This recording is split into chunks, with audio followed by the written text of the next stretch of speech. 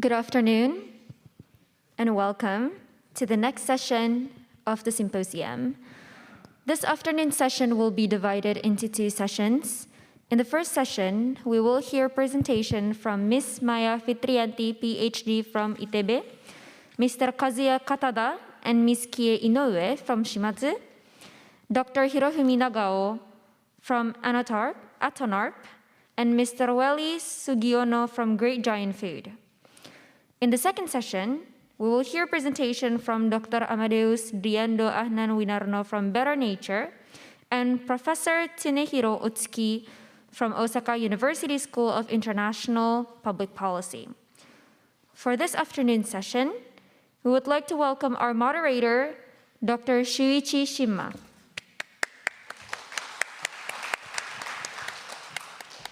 Assalamu alaikum. Good afternoon, everyone.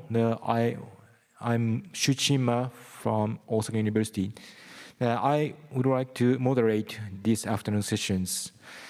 So, as MC mentioned, we have 4 presentations in the first session. One is from academic sector, and others are from private sectors. So I would like to move on to the first presenter. The first presenter is Maya Fitriyanti.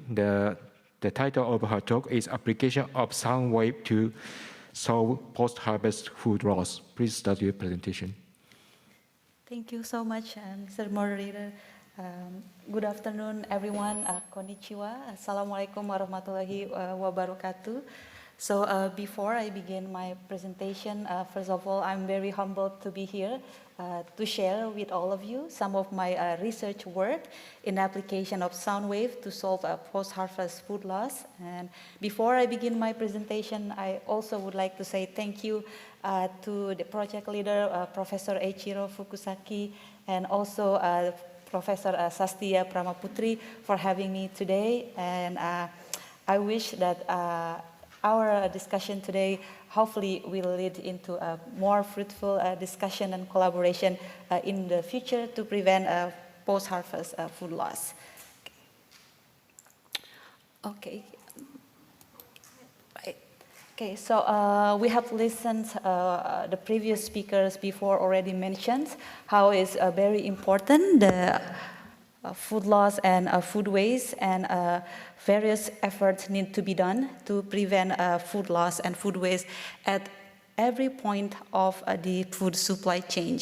So here's again just some of the staggering statistics on how it is important to prevent and tackle these issues. So food discarded due to microbial spoilage is a very significant contributor. So I'm sure that all of you is very familiar with these images.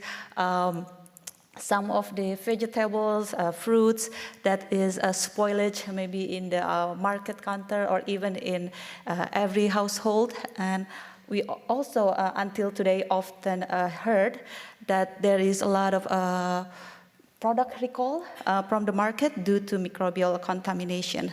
So really the introduction of innovative solutions and technologies to manage the food quality and food safety are the key to reduce the food loss and waste, and of course in the end to create better health and also to provide a better economy for the people.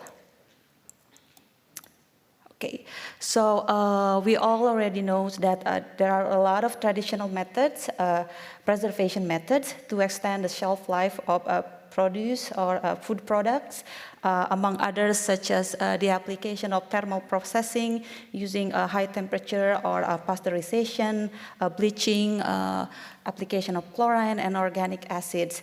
So each method has their own advantage and disadvantages, and up to today, the gold standard, of course, that is using thermal processing to prevent the food spoilage due to microbial contamination.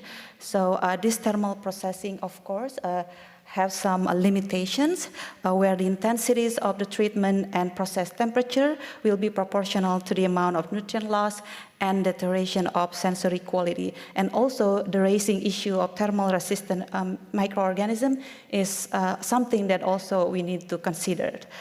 So to tackle those limitations, many research groups are trying to develop novel alternatives, or we call it also emerging technologies, to preserve food. And among others, these emerging technologies is such as the high hydrostatic pressure, pulse electric fields, ultrasound, and also cold atmospheric plasma.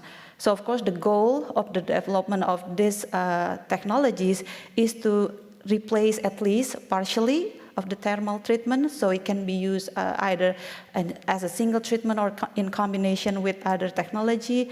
And also we aim to promote equivalent safety level or even a better safety level while still maintaining the food quality and nutrition content.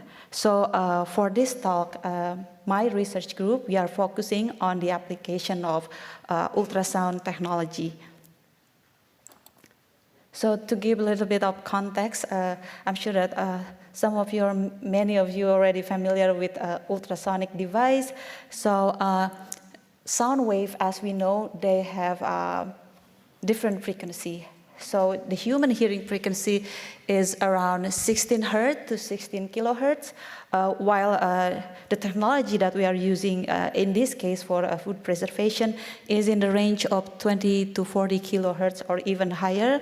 We are also known this as the conventional power ultrasound. And then at much higher frequency levels, usually the application is more for a diagnostic ultrasound, since it is non-destructive compared to the conventional power ultrasound. So this is, for example, the commercial ultrasonic device using conventional power ultrasound frequency. For example, in chemistry lab or in biology lab, we often see this ultrasonic device. For example, before PCR, we usually treat our samples and then disrupt the cells and extract the DNA using ultrasound before PCR. So the same principle we try to use in food preservation. So we would like to disrupt or destroy the microbial cells using this conventional power ultrasound. So why or how the ultrasound or ultrasonic waves can kill bacterial cells or any microbial cells? This is due to the rapid creations and the collapse of bubbles due to ultrasonic cavitations, and this eventually will lead to cell death. So this images is not drawn to scale, but to briefly explain what is actually happening. So for example, if we have a liquid sample here and we try to treat this with ultrasound device, so what actually happened in the liquid sample is this cavitation phenomena. So during cavitation phenomena, the evolution of the bubble size eventually, at some point, it will implode or collapse, and the collapse of these bubbles will create a mechanical disturbance to the bacterial cells, and then leading to cell death. So this is the brief principle for these ultrasonic waves. Okay. So to begin our study, we tried to we actually designed our own ultrasonic reactor or ultrasonic device, which can work at multi-frequency. So why we designed our own ultrasonic reactor?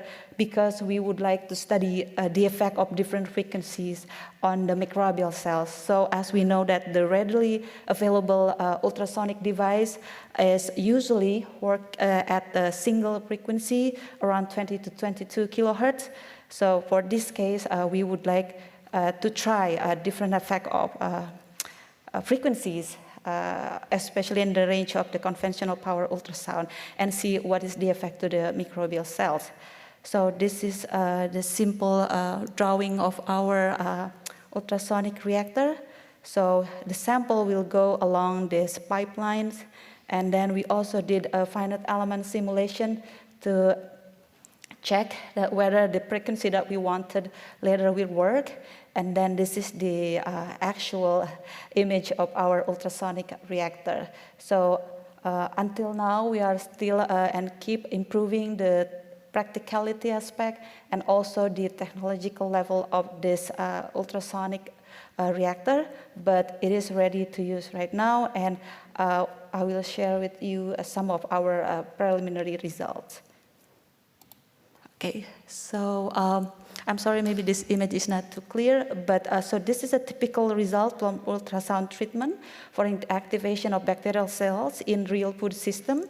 So here we see we compare ultrasound treatment with pasteurizations, and then also compare it with untreated sample. We use milk and carrot juice as the samples. Here we can see that the application of ultrasound, for example, for 5 minutes, can reduce cells significantly, and then also keep the food in a good condition for 10 days. And then we also tried to combine ultrasound with other methods, or in this case with antimicrobial peptides for inactivation of a hemorrhagic E. coli in milk sample. So as done by other study groups before, that they try to also combine ultrasound, for example, with temperature or with thermal processing, such as in a thermosonication, or with pressure in manosonication. So for our case, we try to combine it with antimicrobial peptide, and this is the typical result. So we can see that there is a synergistic effect between the combination of application of ultrasound and antimicrobial peptide of CP1 compared to single application of ultrasound or the antimicrobial peptide only. All right, so after that, we also tried to look what is actually happening to the bacterial cell structure after ultrasound treatment. So this is the electron microscopy images after the cells is treated with ultrasound. So panel A is the intact cells, so it's untreated bacterial cells, and panel B, C, and D is cells after treated with ultrasound. So here we can see that there is damage to the bacterial cell structure. We can see there is a pore formation that leading to cell death, and panel E and F is combination of ultrasound and antimicrobial peptide, and we also see a similar cell destruction with this treatment. Okay, so we also tried to go a little bit deeper to the scientific aspect, so to study the science of like how bacterial cells damage due to ultrasound treatment. So for us, I think this is important because if we want to see how effective our ultrasound treatment to treat every type of microbial cells, so we need to really understand how this ultrasound treatment can work on different cells. Do cells behave the same way or differently toward ultrasound treatment? So we try to perform a simple simulation study, a finite element simulation study. So the bottom panels here are from our simulations, and then we also try to compare our simulation result with other research group result from their SEM images.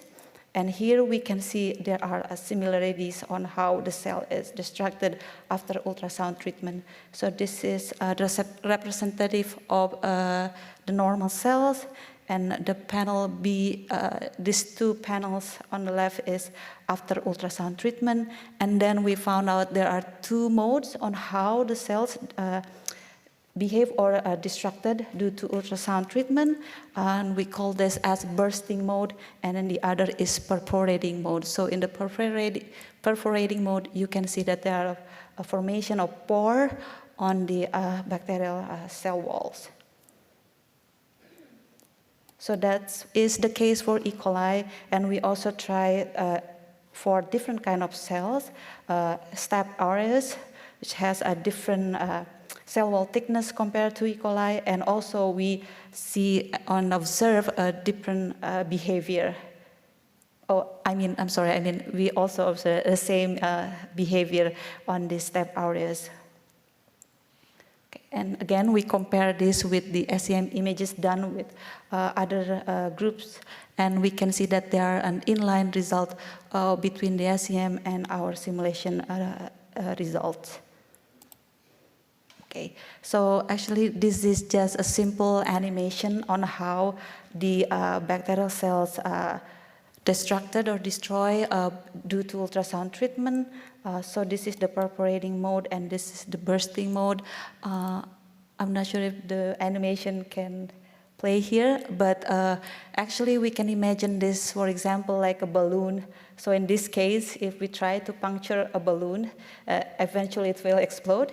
And in the bursting mode, if we try to hug the balloon, very tightly squeeze it, and eventually it also will be exploded. Okay.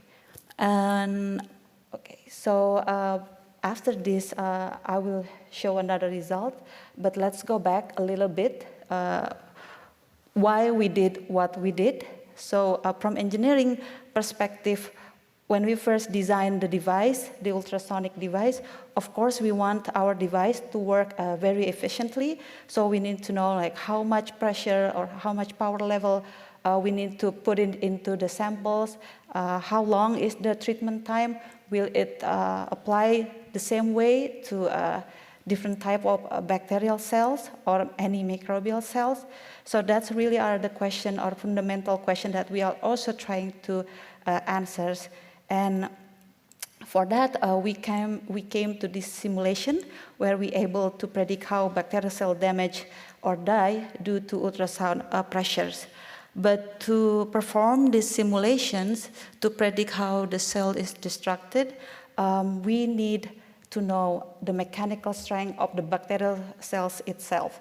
Now, this is not easy to measure or challenging to measure because bacterial cells in this case is quite small, in order of 1 to 2 microns. So we need to use or develop sensitive tools to measure it.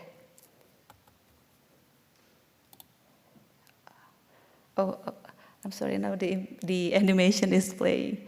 Okay, so this is just a short animation. Okay. All right, so continuing with that, we need to know the mechanical properties of the bacterial cells as an input to do our simulation. So for that, we try to measure the cell mechanical properties using atomic force microscopy. So maybe some of you are already familiar with this one. So in brief, to know the actual mechanical properties of the bacterial cells, we use this AFM cantilever. So we push the bacterial samples against the cantilever, and then we will observe the cantilever bending, and this bending will be translated later into the force, and then we can know what is the actual strength that need to be applied to destroy the bacterial cells. So this we are trying to do this experiment in our lab. And this is just a simple images, what we are trying to do in our lab. So we aim to actually use a single cell bacteria to measure the actual property of every different types of bacteria. But to begin with, we use this kombucha SCOBY film, the consortium of microbials that you use to make kombucha.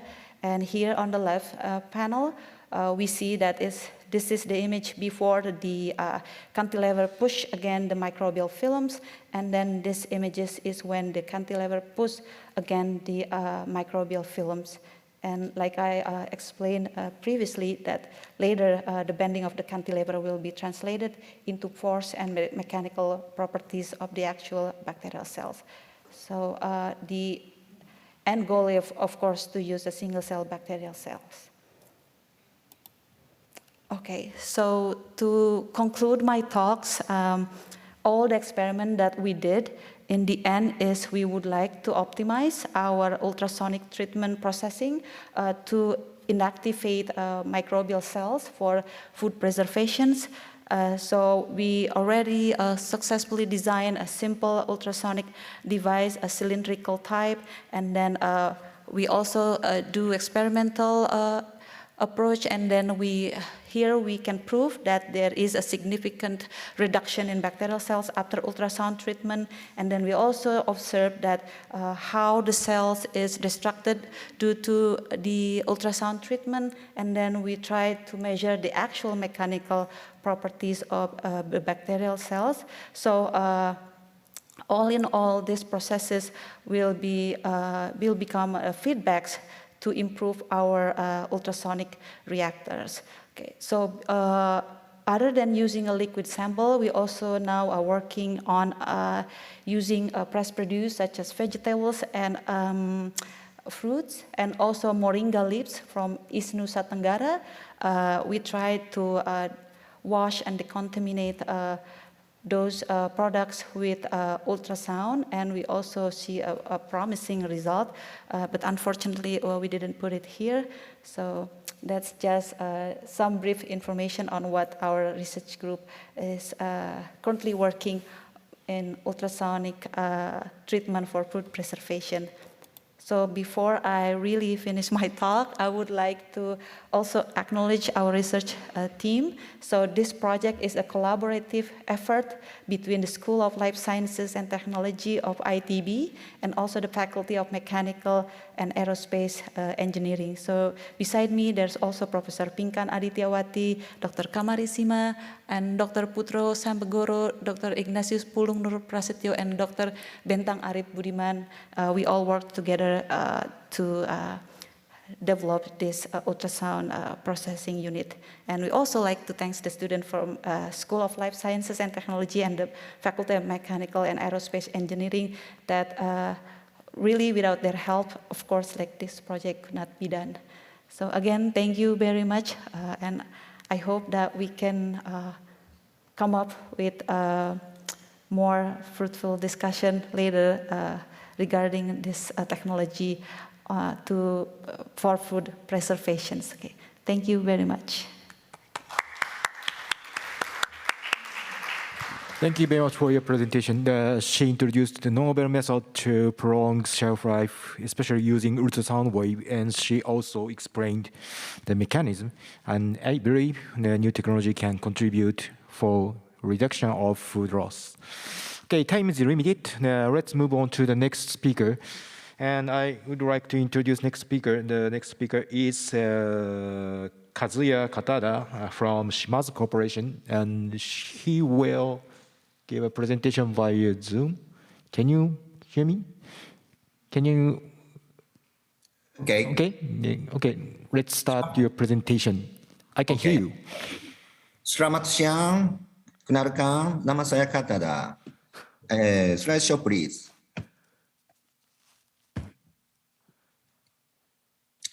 Okay. Hi, everyone. Good morning. Hi, everyone. Good afternoon. I'm Kazuya KATADA from Shimadzu Corporation. I'm in charge of food projects. Our food project is connecting universities and industries to create technological seeds into the world towards SDGs. Our biggest partners of one of the food projects are Osaka University and the National Agriculture and Food Research Organization. It's called NAGAO. First of all, thank you for giving me a time to share our activity. And thank you so much for participating in this symposium. And I would like to express my gratitude to Fukusaki Sensei for giving me the opportunity to talk to you today.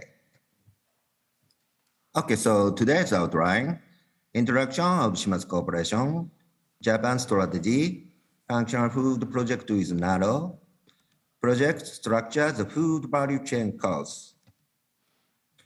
Okay, so firstly, introduction of our company. Here is the corporate outline of our company. Our company was founded in 1875, and this year marks its 45 years anniversary. And our company is total sales amount is 3.6 billion USD. We have about 3,500 staff at Shimadzu and 30,000 staff in domestic and overseas subsidiaries. Okay, so corporate philosophy is contributing to society through science and technology.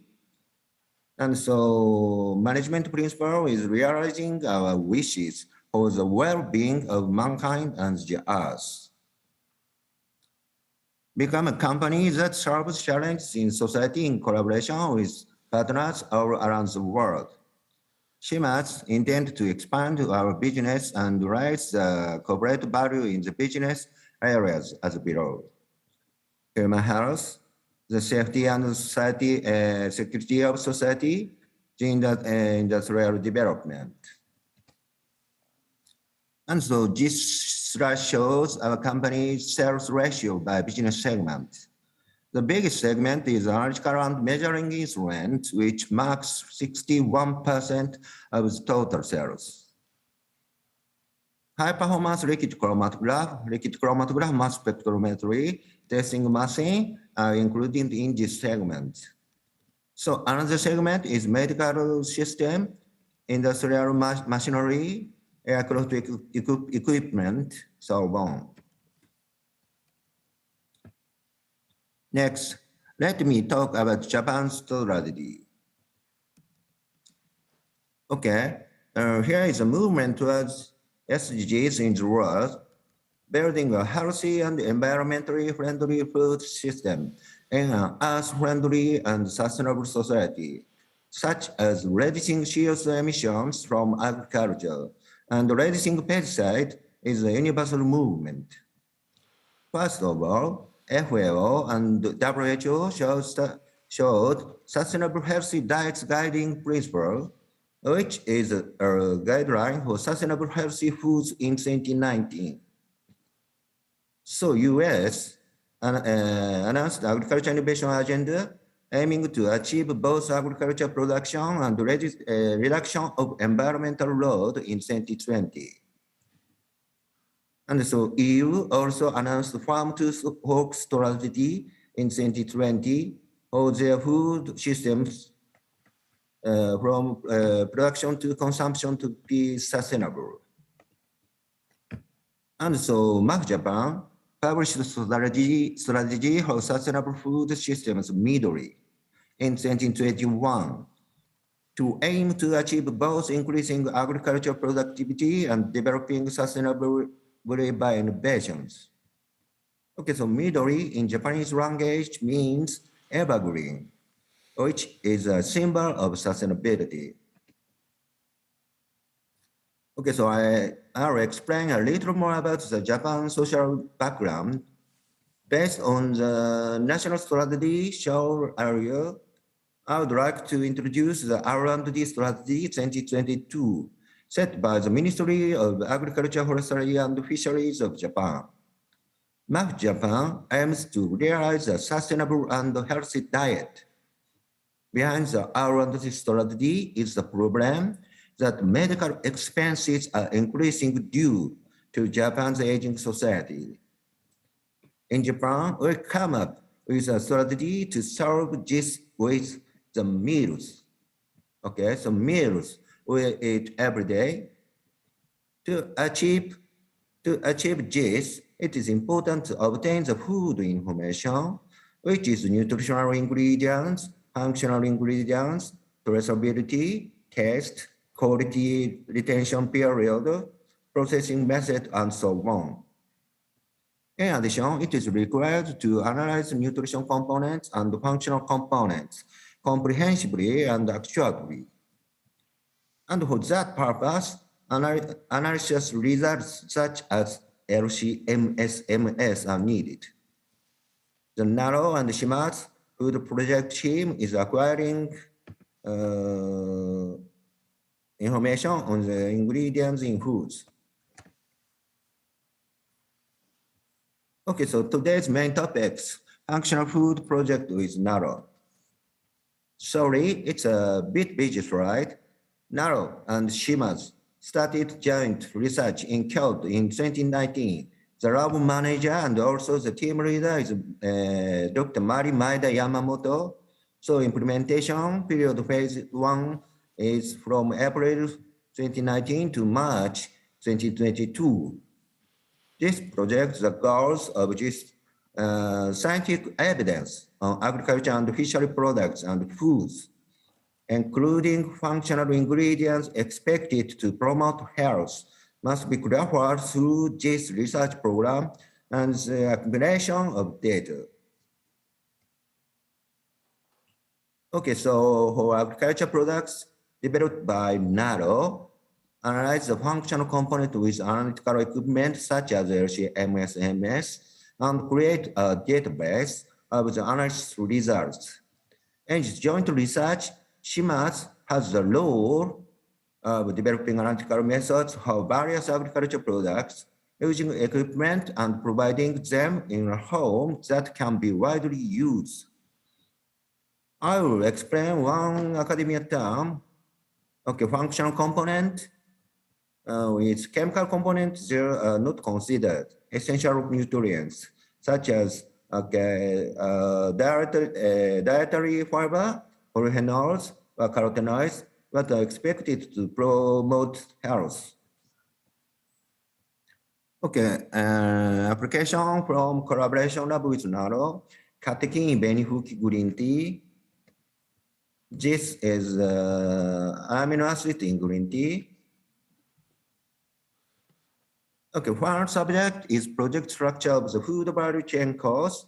That food value chain supports sustainable and healthy food, as explained earlier, and MAF Japan has spread the concept to ASEAN countries through their ODA project.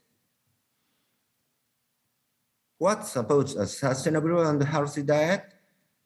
The cycle of inputs, production, processing and distribution, and consumption in almost the food system, which means food value chain is necessary to deliver sustainable and healthy food to the people. Okay, reducing food loss in the value chain is essential for the SDGs. Let me introduce Ms. Kie Inoue, an assistant project coordinator of the ODA project. She is in charge of the food value chain training program in the ASEAN Secretariat. ASEAN Secretariat located in Jakarta. Hello, Inoue-san. Thank you very much, Katada-san. Terima kasih, Katada-san. Selamat siang semuanya. Kenalkan, nama saya Kie. Saya bekerja untuk proyek dengan pemerintah Jepang di Sekretariat ASEAN yang ada di Jakarta. Hari ini saya memperkenalkan sedikit tentang proyek kami. So, very good afternoon all. I'm Kie, an assistant project coordinator of the Human Resource Development Project working in the ASEAN Secretariat located in Jakarta. It's my great honor to talk to you and share a bit about our project today. Thank you very much for this great opportunity. So our project name is Human Resource Development Project in Food-related areas through a partnership with universities in ASEAN region. And the project is fully funded by the Ministry of Agriculture, Forestry and Fisheries of Japan. The project holds several training programs in collaboration with ASEAN countries, and IPB University is our official partner in Indonesia. We have held 8 training programs on the food value chain with IPB almost every year since 2015. And as you know, the food value chain includes various activities from production to consumption. And the key concept is to strengthen the linkage. And one of the important achievements of making a strong food value chain is to reduce food loss. In our project, we invite Japanese companies to share their cutting-edge skills and knowledge on the food value chain, such as how to reduce food loss, sustainable management systems, and freezing or storage technology to reduce food loss. 次のページお願いします。So here's another training program, which is a food analysis course. This training program is conducted in collaboration with Shimadzu Corporation. So let me introduce it a bit here also. The food analysis course focuses on the standard related to food analysis, and one of the main topics is JAS, or Japanese Agricultural Standards. JAS is a series of standards in the fields of agriculture and food in Japan, and it includes product quality, production and distribution process, handling method, business management method, testing method, and related terms. For the food analysis course, the JAS testing methods for those functional components are the main topic. The official partners of this course in Indonesia are also IPB University and the Ministry of Agriculture Indonesia. Throughout the program, participants will learn about what JAS is and how to analyze functional components using JAS testing methods. And this year's activity in Indonesia is approaching next week, actually. And unfortunately, we can't have face-to-face training under the current circumstances, but participants will learn JAS, the testing methods, the functional food system, and the functionality of goods online. And that's all I wanted to share you today. And sorry, I talked very fast, but I hope you roughly grasp the idea of our project. And again, thank you so much for giving me the time to share our activities today. And now I give it back to Katada-san. Terima kasih banyak atas perhatian. Thank you, Inoue-san. Okay, my turn. The NAGAO and Shimadzu food project in collaboration with the ASEAN Secretariat with ultimately aim to deliver functional foods and agricultural products whose quality is guaranteed by scientific evidence to consumers around the world. It is important to deliver healthy and sustainable food to consumers around the world through the reduction of food loss that Assoc University is tackling too. Okay, thank you very much. Your kind attention. Terima kasih banyak.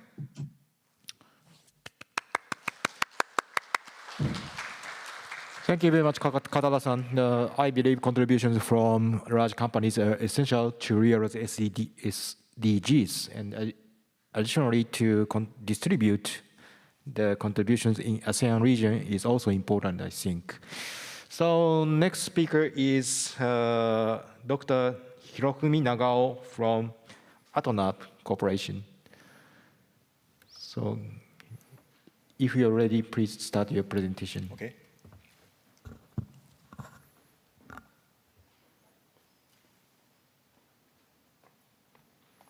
Thank you for your introduction. Hello, everyone. I'm Hirofumi NAGAO from Atonarp. I'm in charge of a real-time gas monitoring system. Before I start, I would like to thank Professor Fukusaki for inviting me to speak today. Okay, let's start. First of all, let me introduce my company, Atonarp.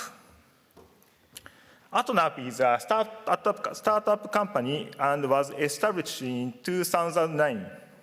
CEO is Prakash Mercy from India. Number of employees is 120. We have 3 locations, Tokyo, California, and Bangalore. Headquarters is Tokyo office. Our main products are mass spectrometer for industrial field and Raman spectrometer for medical field. So far, Atonarp has been received financing of $120 million in the series of A to D to develop these products. Today, I talk about this mass spectrometer. Okay, let's get down to the main topic. This is a photograph of a food storage. If you need to analyze the gas in the storage, what do? Probably most people collect the gas in the storage and send it to the lab for the analysis. In this case, you can get accurate analysis result. However, you cannot get results in real time. This is important. And also, you cannot constantly monitor the gas, especially gas concentration. Therefore, to overcome these issues, An on-site real-time gas monitoring system is requested in various fields. For this purpose, we have developed on-site real-time gas monitoring system named Aston. This is a photograph of Aston. Aston is a mass spectrometer. Aston is compact and lightweight enough to be deployed anywhere. Therefore, on-site analysis is possible. Also, Aston can directly inhale and analyze the gas, so time-consuming sample preparation is not required. As a result, real-time monitoring is possible. Sensitivity is ppm level. Aston can measure 100 compounds per second. In the field, such as the food storage, non-expert for the analysis uses Aston. So it must be easy to use for non-expert. This is a user interface of Aston. With Aston, we can get two types of information in real time, like A and B. A is a mass spectrum, and B is a trend graph. In the mass spectrum, we can know what gas compounds are present. For example, H2, H2O, O2, argon, like this. In the trend graph, we can know how those compounds change over time. Like this, by deploying and using Aston in the field, we can constantly monitor the amount of the gas compound in real time. The main application of the Aston is process monitoring in semiconductor field. So I would like to talk a little the semi-application of Aston. As you know, there are many different types of processes such as EUV, etching, and deposition. These processes are basically managed by time-based control. This is also important, time-based control of various parameters such as pressure, temperature, and gas flow rate. The purpose of time-based control is process repeatability. But in the recent complicated same process, it is not enough just to control the parameters. So for this reason, Atonarp recommends molecular-based management rather than time-based management. Here, I explain the example of the time-based management of the CVD chamber cleaning process. This is a CVD chamber, and this layer is what should be removed. After flowing the cleaning gas for a while, this layer is gradually removed and eventually disappeared. Here, the determination of the cleaning endpoint is very important to raise the process throughput.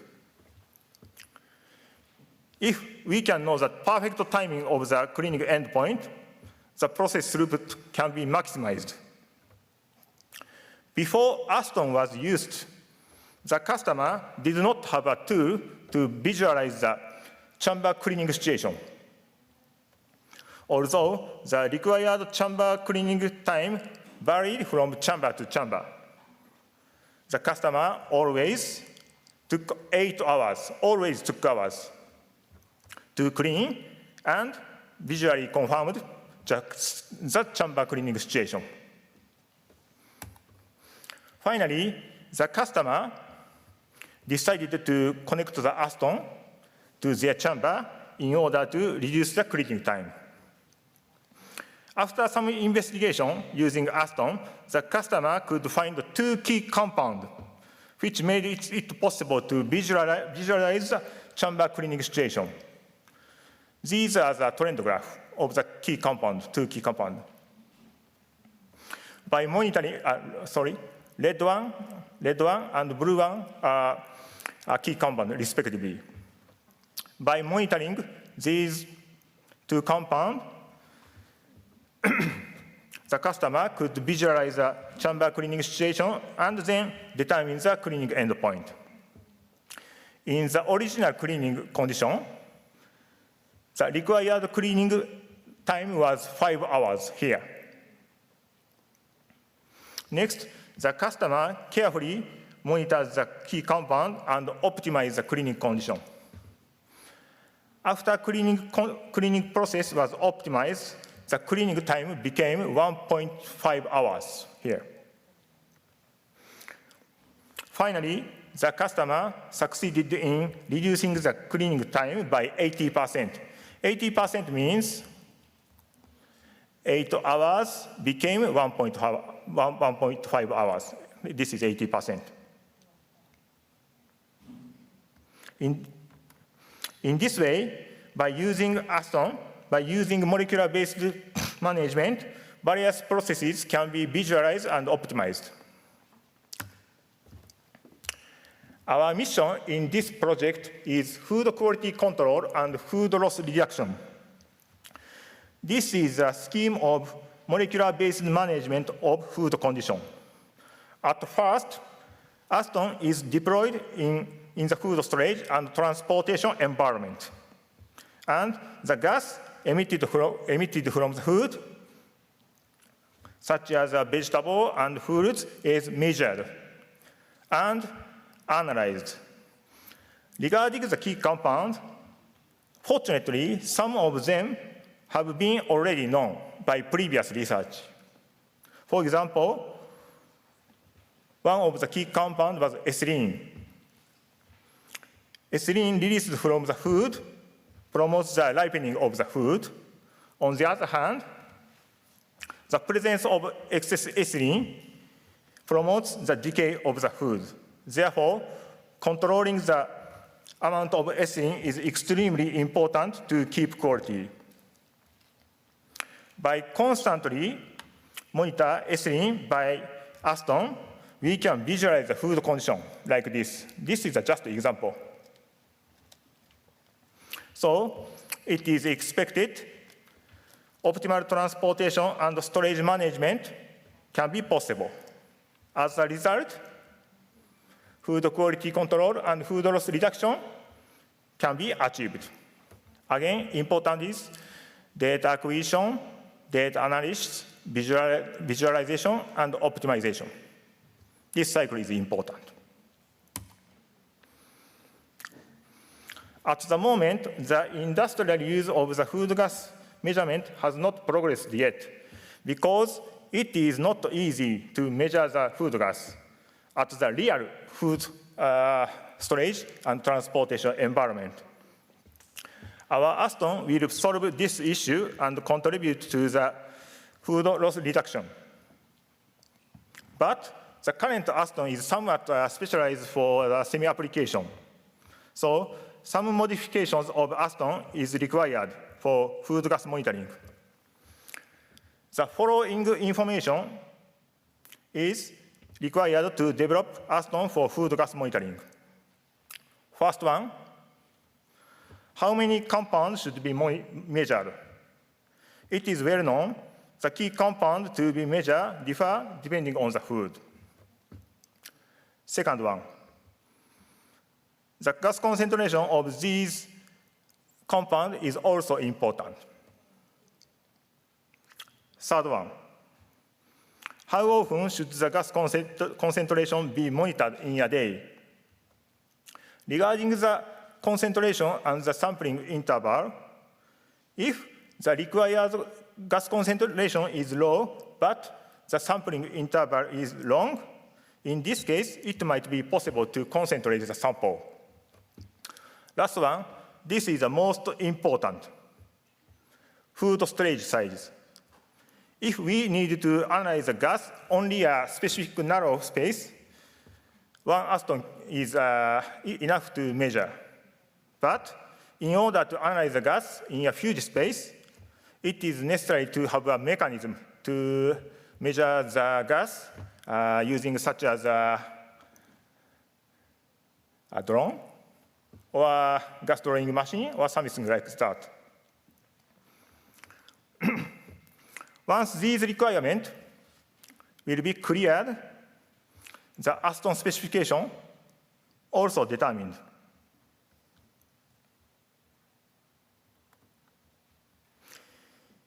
In the near future, we will proceed the action to determine these requirements and specifications in cooperation with Professor Fukusaki Laboratory. Let's learn and reduce food loss. Thank you for your attention.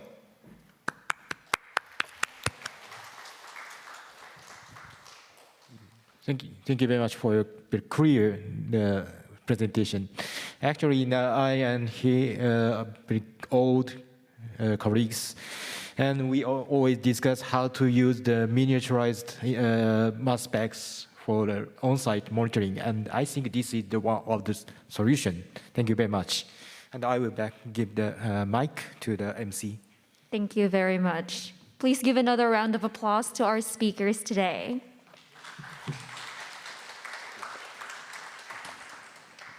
Unfortunately, Mr. Welly cannot join us at this moment. Therefore, we will immediately proceed to the break session. For the break session, we will have 25 minutes before we continue to the next speakers. So for all participants, please be back to the venue and Zoom before 2:25 p.m. I will repeat. For all participants, please return to the venue and Zoom room before 2:25 p.m. Thank you.